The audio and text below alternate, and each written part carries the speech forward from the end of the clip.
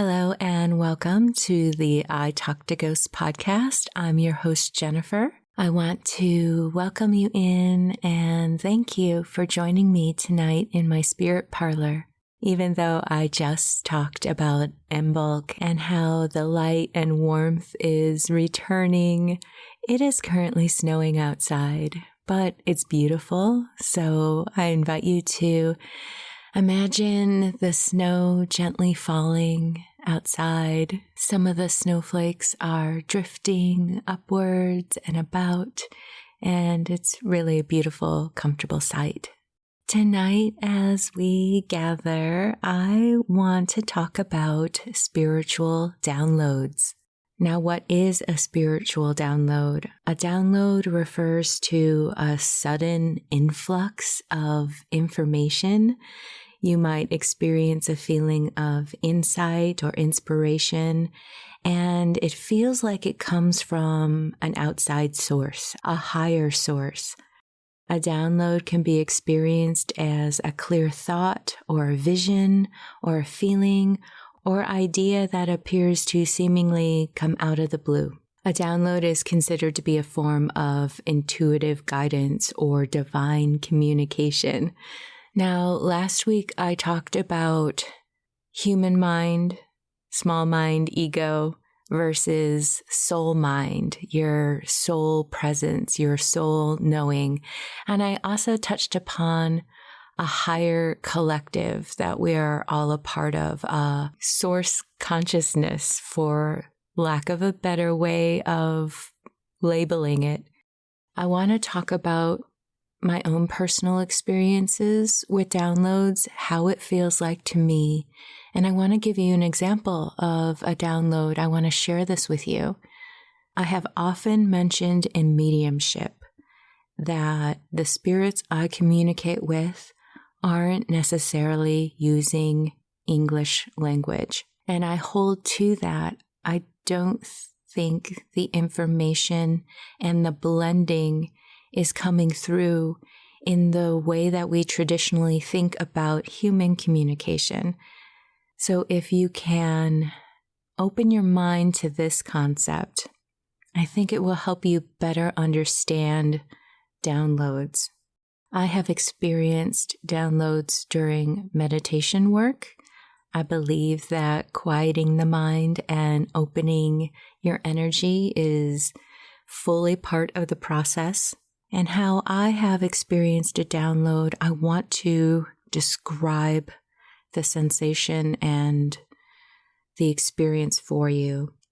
Have you ever had an idea that came out of the blue for you? It wasn't part of your current train of thought or any conscious musing that you were having. All of a sudden, independently, you've had an idea, and this could be as simple as thinking of someone or thinking of a memory. It just kind of pops in your head. Or it could be a brand new idea like, hey, I want to create this. Or, ooh, I suddenly feel this notion of anything. It could be anything at all. And a lot of times it can happen without trying, very spontaneously, like I just described. This flirts with the idea of a larger download that you could experience. It's the same type of light bulb moment in your being, only it can be grander than that. A recent download that I had was intentional. I wasn't seeking out anything in particular. I was lying down and meditating, and my whole intent was to connect with a higher source. And I didn't even want to fully immerse myself in this. I wanted to just cross the threshold. I just wanted to stand in the metaphysical doorway and see what came to me without expectation, just to feel what it would be like to be in this space. So I was breathing deeply. I was very much quieting my mind. I was just having a knowing sense of expansiveness. And I just wanted to linger there in that space. And in that space, how I can describe it, it wasn't words. It was like a bundle of a concept. And suddenly it was just in the center, the core of my brain, and it just was there. And it wasn't in English. It wasn't complete sentences. It was just a concept of something. And from there, I lingered and felt it and left the meditative space and immediately felt like, ooh, this is a lot. I want to try to put it in words at this point. And a lot of times, even in mediumship, I will say, I need to figure out a way to put this in words to communicate it. It's the same thing, so many parallels. So from there, I wrote this down, and I'm going to share this download with you now. And again, I don't want you to think that all of these words were given to me. It was more of this bundle of information that I had to put words to afterwards. And the words did flow, but the information was not given to me in these words and at this pace. The information was dropped into my brain instantaneously as a complete and whole concept. And the download that I received was about source consciousness. So this is what I wrote down. Here it is. Source consciousness is like a book. Setting the intention is picking up the book. Connecting is reading the book. Some days we are immersed in what we're reading and the imagery flows. Other days we get distracted and can't concentrate and don't get much out of what we're reading. We get frustrated, or we put the book down, or we decide reading isn't for us and we're just going to live our lives, so we put the book back and we walk away. But the book, Source Consciousness, doesn't cease to exist. The book was there before you noticed it, and the book is going to be there whether you leave it or not. It's what you choose to do and how well you are in the vibe to read, and if you want to read, and how well you are immersing that day. None of which should have judgment placed on it, and certainly don't feel rejected by the book or your ability to read it. Don't intimidate yourself. Are you going to be afraid of the book? Doubt the fact that you learned to read? Are you going to tell yourself that because you never attempted to read before in your life, you can't possibly learn? Are you going to listen to friends and loved ones, your religion, in their belief that you shouldn't read the book? Regardless of what you do, the book does not change. It doesn't cease to exist, and it does not become any less reachable to you. What about those who can't read in real life? Are you excluding them? Don't get too hung up on the metaphor. The book is not full of written word. It is full of senses, experiences, thought forms, consciousness, and that consciousness stays like words in a book. And that is the end of what I wrote about this experience. Again, I wasn't seeking out, hey, give me the definition of soul consciousness.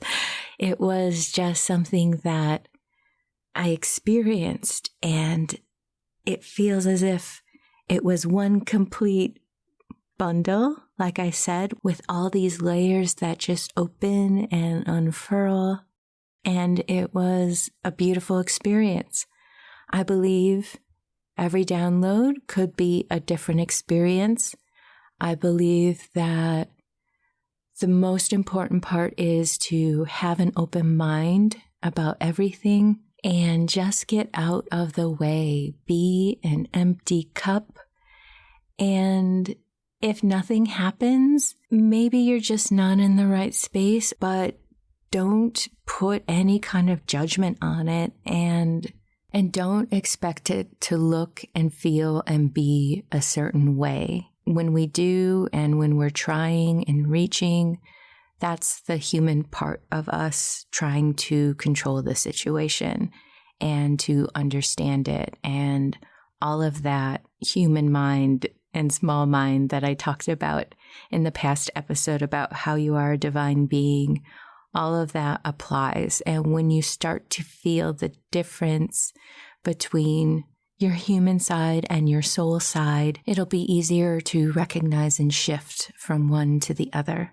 So I encourage you to be curious, be playful about the concept of downloads, explore the space, plan some time to quiet your mind, meditate, if you will. Set the intention that you are doing this for your greater good and your higher self with love and compassion and the love of the universe. Nothing else. You are protected, you are safe, and you do this with love. Set those intentions. There is nothing to worry about at that point, and just clear your mind. Focus on your breath. Expand your consciousness and drift in the space. And with love, see what happens. These sessions tend to naturally conclude on their own, and when it does, have a pen and paper handy or your phone and take notes. You'll be really happy that you put it in words right then and there, because at that point I feel like it's most pure and you're not going to pick it apart or forget something. So there you go. I feel like I'm just scratching the surface of this, but I also want to keep it kind of simple because this is where we begin. What do you think? What do you think of the concept of downloads? Have you ever experienced one of your own? I would love to hear your story about it. So please reach out anytime. Email me at speaknow@italktoghosts.com. And thanks to those, I do want to mention that I have received some missives about episodes so far, and this makes me so happy, and I welcome it, and I read every single comment and email. Speaking of comments, if you can, leave a comment on YouTube or on Spotify, anywhere else that you're listening to this and have the ability to leave a comment. That is it for now. Thank you for spending a few moments with me here in the Spirit Parlor, and I'll join you on Friday for some spooky ghost stories and spirit work. Take care.